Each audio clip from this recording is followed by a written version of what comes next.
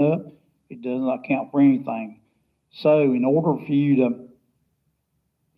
us to think right, the assessment need to go to $55 a month by the end of what, 2026, right? Yeah, to make it. But right as I know that the $7 is a bare minimum, that doesn't include people that's making $12 now that'll be making 15 at the end of this thing. So. But I think if people know why the budget or the assessment is going up, they'd be more likely to pass it. Yeah, I agree with you, absolutely. Okay, okay, go ahead, Lucy.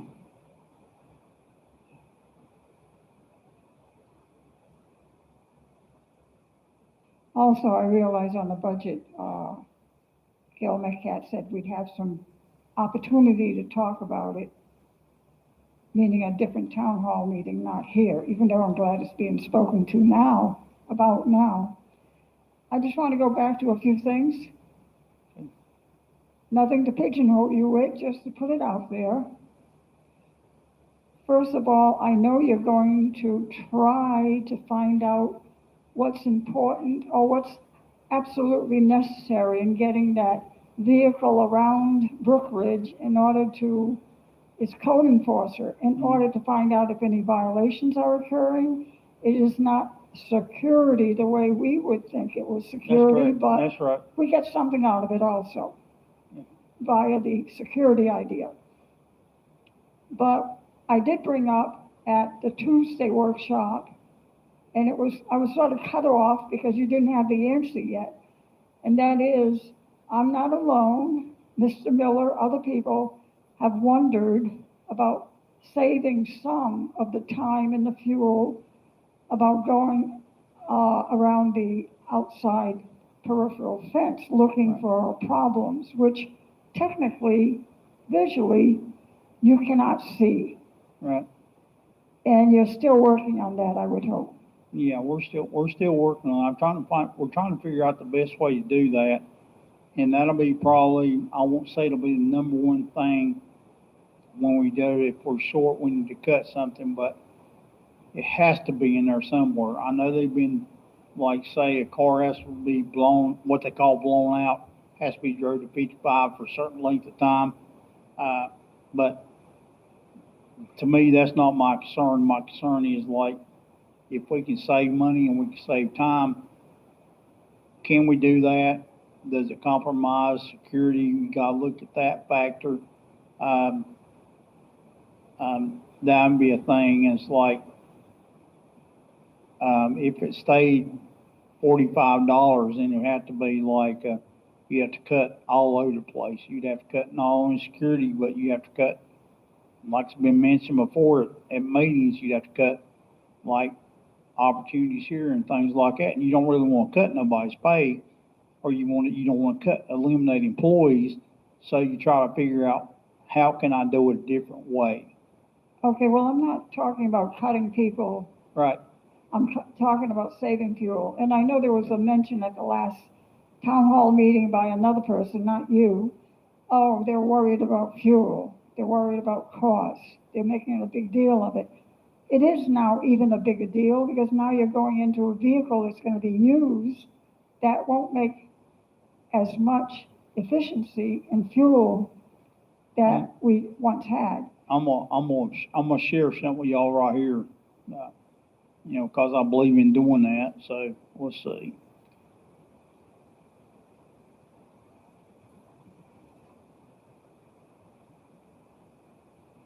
Now, I was told that the cars do not get as good a gas mileage as what people thought. So let's see. Let's see if I got it. Okay.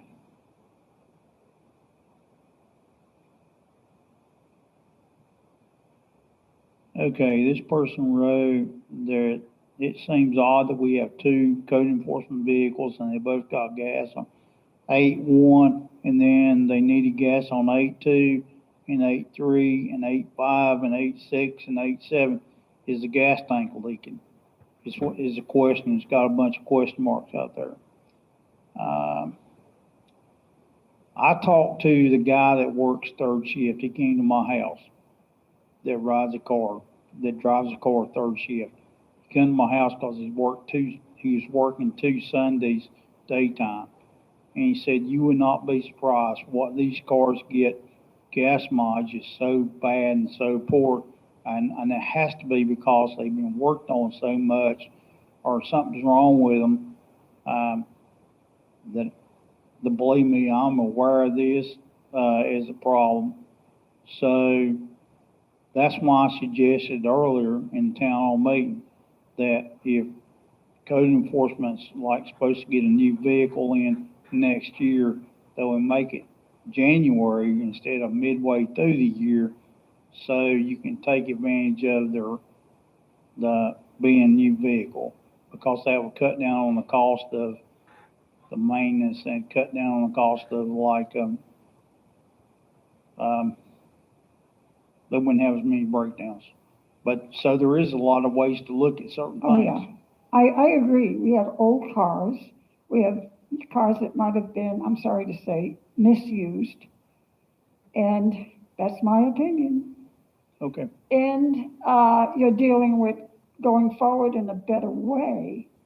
And the hybrid car wouldn't have been a bad idea at all, but that's done. It's done for now. But I do agree the cars that we have now have had too many repairs and they're not functionable. So when it's time to look and seriously see what would be the best fit. And it could be the same thing coming up, a truck versus a hybrid vehicle. But I do know that I have my opinions on that, and I've already shared them. I don't have to repeat them. The other question I have, and it's premature maybe, but I had written about securing safety issues for securing the boats that are brought in either by mail or dropped off. And I specifically asked certain things to be considered. Nothing is yet mentioned about it because I know that Mary Sweeney's due in soon. But I do hope. Yeah, she should be in any time now. Right. I think she left, today? Is that right? Okay. Okay, so she should be here probably today or tomorrow. And I'm not going back to what other people have been talking about. There was or there wasn't any problem. But I do know that it brought to light that maybe we can do things a little differently so people are more assured that their votes are being counted.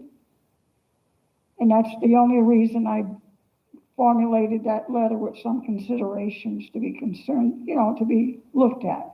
Okay. And I'm leaving it at that at this point.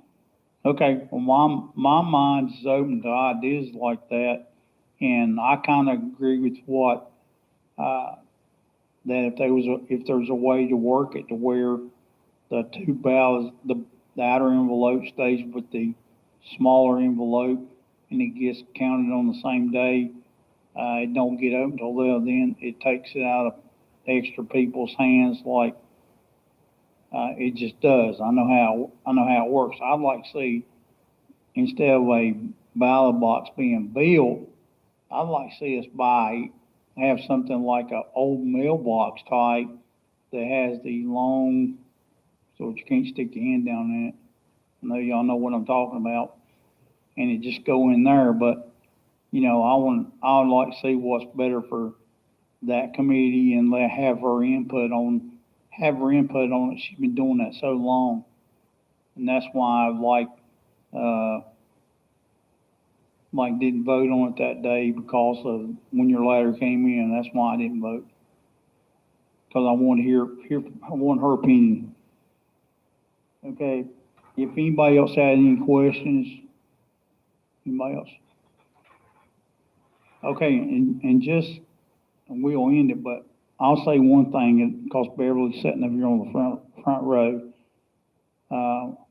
As you're well aware, or you may not be aware, we changed the procedure for the new residents get the new resident packet. and that's gonna be on Tuesdays, Wednesdays, and Thursdays at 10 o'clock in the morning and 2:30. So what's gonna happen is when Vivian will ask when they want an appointment, and then if they say, well, I can bring in Tuesday at 2 o'clock, then if their UBO number ends with a 2, either I'm gonna call the unit reps or I'm gonna call Beverly, and we're gonna line it up to where if the unit rep can be there with them, they're there, but Vivian or Arlene is gonna go through the packet with them, probably take them about 10 or 15 minutes, and they will be explained to who their unit rep is, if they got any questions. That way it'll save the unit reps from trying to track them down. And then if they don't show, the unit rep can, like, then they're open to calling. I'm open to that. See, and then if they don't get it after that, then we send them a certified thing out. And somebody said, well, how much that's gonna be? Well, you gotta think about it. You got to weigh the cost of that. Is it worth sending them the packet certified? We're gonna have to say yeah to that, because if we send it, we know they got it, for one thing. Plus, we don't want them to come back and say, well, I didn't know this, and their fence be too far up, past the plane of their house, and then they're supposed to move it back, and they say, well, if you want it back to where it's supposed to be, have the BCO pay for it. So this way, we gotta get that paper in their hands, and that's the only way I think we can do that, is either they sign it there on that Tuesday, Wednesday, or Thursday at those times, or we send it to them certified. That way, it eliminates that.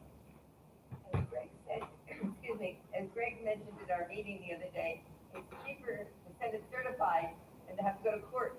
That's right. Because they didn't know what they were doing, That's right. what they Okay. were allowed to do. Okay, as far as I know, the only thing I got left here is, that all the spots have been, like, I think there might be one spot left in the RV compound that's not been assigned yet. I think I'm hanging on that just in case there is I'm gonna say, I think it's 40 feet. I'm hanging on to that because we may have two people that's in the same spot, so, but they're filled right now. So I appreciate everybody coming. Yeah, go ahead. Oh, yes, there's a waiting list on the RV compound that goes back to, it doesn't go back to last year, it goes back to, most everything is from April to now.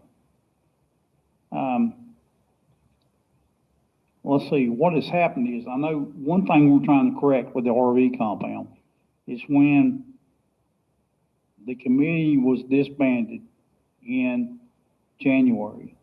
What has happened is people have bought houses in here, and they were told that they had a spot in the RV compound by the previous owner. So they put their boat, whatever is in there, but it's not registered to a person that yet lives in here. They were told they were given those numbers, so we're trying to straighten that out. I keep going back to the same example. We have a pontoon boat in there that we found out was registered, the trailer's registered to somebody that lives in Spring Hill. They do not live in here. So they are supposed to take that out. Well, we found out otherwise, that the person that lives in here bought the boat, but they never transferred over the tag for the trailer. So that's kind of what we're dealing with. So, okay, if anybody else got any questions? How many hours a day are spent with an RV compound? It seems like there's a lot of issues. Well, there's a lot of issues with it, but as I was talking to Gil wants to be back on the committee and stuff. I think now that the empties spots are assigned, we can go in and figure out more of what trailers are supposed to be in there, that the tags don't line up. Then I'm saying that I'm all for having them moved if they don't like living here, or they, I've run into people that say, well, I bought this house and the person that owned it said I could have that spot in the RV compound. Well, that's not true, because once they sell the house and take their RV out permanently, that spot's supposed to come empty, and it don't go to the people who bought the house. It's supposed to go to somebody else on the wait list. So, my thing with that is, I don't want to see I think we were talking about like charging the fee for RV compound. I don't believe in that. But I do believe in trying to straighten out people that circumvent the situation, the system, and that is, to me, that's a circumventing the situation, taking advantage of somebody that's been waiting 6 months or a year.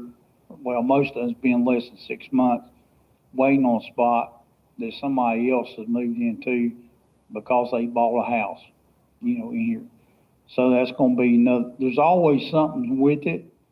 I won't lie about it. It does take up a lot of time, because not only do we assign the spots like it are, but if the spots are wrong, then they have to go back into Quicken, and they have to put the right information in there, because it's tied to their UBL number and it's tied to their account. So I think it took well, she's not done with it. So I know she spent once I gave her the list of empties and told her who was going where, I think she's still working on that. So I know that it takes probably it'll take about a week, a month. I mean, really sit down and do it like it's supposed to be. Probably 3 or 4 days for Carol to do it. Okay, I'm gonna end it right now. I know Vince has to leave. His time's up, so I appreciate all the questions, and I appreciate all the comments. And I thank everybody for being here. Okay, y'all have a good day, okay?